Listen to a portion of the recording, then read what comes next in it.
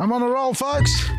With all the rain we're having and more coming, get your fertiliser in your garden bed. Feed the soil, the microbes, not the plants. That's what we say, because it's got to be natural and palatable for the microbes in the soil. So a little bit of water goes in there and they absorb it up. And it's got to be a slow release, not a quick release, which is diluted straight away as soon as water hits it. Because that way what happens is it all washes away. It could be organic as well, like your, well, let's just say garden lime, for example, is a nice powder or blood and bone. When that solubilizes, immediately it runs off. And whatever moisture is in the ground at that time, whatever microbes are active and they can absorb it, they will, and your plant will as well. But the bulk of that will wash away. That's why we say soluble fertilizers, especially the chemical-based ones, they're terrible, full stop, terrible. They destroy the life in your soil, and only about 20 or 30%, if you're lucky, will be absorbed by that plant, which at the end of the day is not something you want to happen, because that's a low nutrient dense plant at the end of the day. We're talking edibles, even your flowering plants. It's not the way to grow it. It's a fake way of giving your plant that look good, feel good, but isn't good, especially for your diet. When I say chemicals, folks, pay close attention when I say chemicals. I don't mean just any sort of chemical. I'm talking about those toxic ones, the ones that are manufactured, refined, that can be really harmful to the life in your soil. And not just your plant's root systems, we're talking about the life in the soil. Every little creature that lives in there can be affected. Adverse effects on those will result in affecting your plants. And if your plants are low in nutrient density, so is your livestock if you're growing it. And that's what we're talking about here at the end of the day. Our food source. Our farmers today have been beaten from pillar to post as far as what they got to do to be able to grow something and make a decent living out of it. And at the end of the day, most of them are in the negative, in the red. And that's not where they need to be. They're our primary producers. They're the ones who've said, we could do it better for you and help you along. But unfortunately, somewhere along the line, they sort of lost their way, unknowingly too. And what I'm talking about is the inputs that they are using, because they're so comfortable, well, I won't say comfortable, so accustomed to using that. There's a fear factor of, if I change, will it work? And if it doesn't, is it going to be any worse for me? Well, at the end of the day, longevity will prove that it's not worse. So if you persist with the natural way, Mother Nature will kick in and assist you along as well. But there are a lot of things that we need to factor in. So dumb it down to our garden size areas. Well, we can do it quite easily with a small bucket of organic fertilizer, compost, planting mix, all that good stuff, manures, frass. They're natural. Let's call them chemicals, but naturally made by Mother Nature, by the animals. That's what we put back into the garden. You can make your own compost. You can add all these inputs into your compost if you don't want to put it straight into your garden. But at the end of the day, the link of that is all consistent. It's natural, it's good, it's life. Plants will have the nutrient density and the flavours. That's the kick.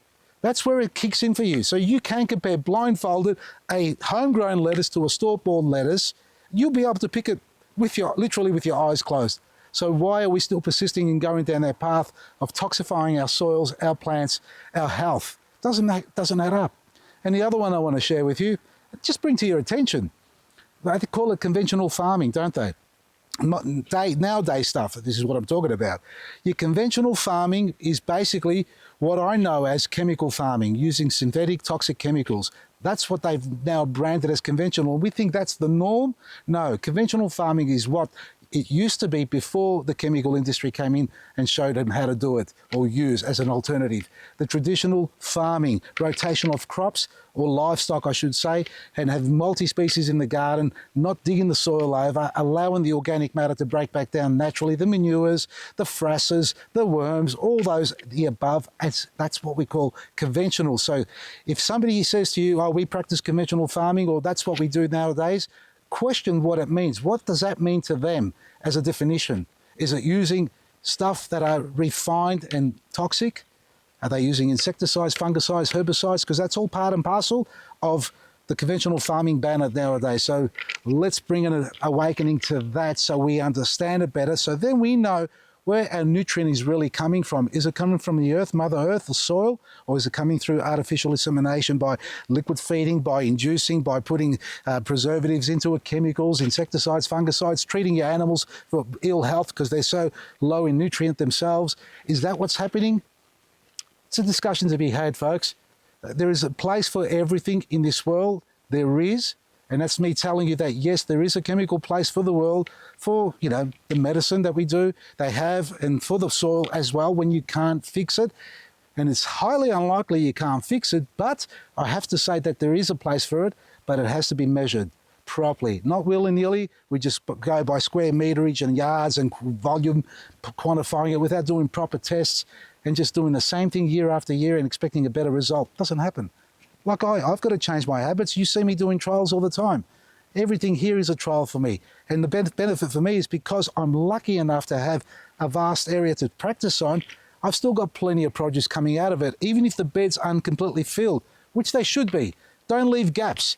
I've got gaps here, but I'm playing with the idea of self-germination. You know, I've got little seedlings growing. We've got calendulas coming along here, or chrysanthemums, whatever they are. We've got some, maybe, what's that? I'm having a guess. That looks like a broccoli. And if that's a broccoli, well, we're going to have 1, 2, 3, 4, 5, 6 of them growing in this space, which I'll have to transplant. More onions growing here. A little bit lanky because the sun's low. They're not getting full sun. That's why they're a little bit twisted and turned. But again, I can cut these back, transplant them, as I've done here, and have a look at these beauties. They're kicking on like there's no tomorrow. Garlic's popping up here. We've got lettuce growing around here. No mulch, and no mulch.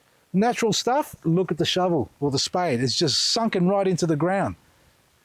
That's the soil you want to have, folks. You want life in the soil. You want the carbon in the soil. You want a bit of texture. This time of the year won't be as active, so you're not going to see all those wonderful worms jumping up around and having a field day in your garden. But I tell you something down here, it's moist as. Wow, look at that. And I've pulled up some roots here from some plants, and these are probably seedlings that I've just destroyed. They were going to germinate, but nevertheless, the things we do to demonstrate so we can learn better things in the garden for our well-being. And sure, you may say we've had a lot of rain here and that's why it's nice and moist down deep below, folks, but I've showed you in the video before, I think it was yesterday's one, where the garden bed that has got foreign soil in it and full of weeds, with all that rain, it's still dry underneath, dry, almost dry as a bone. So folks, the rain is going to be super beneficial for the entire area. You get an even coverage. If you've got moisture retention, let's call it, or its hardness, so it's not actually able to penetrate through, that's because the compaction is high, dehydration is high as well. You need to crack it open.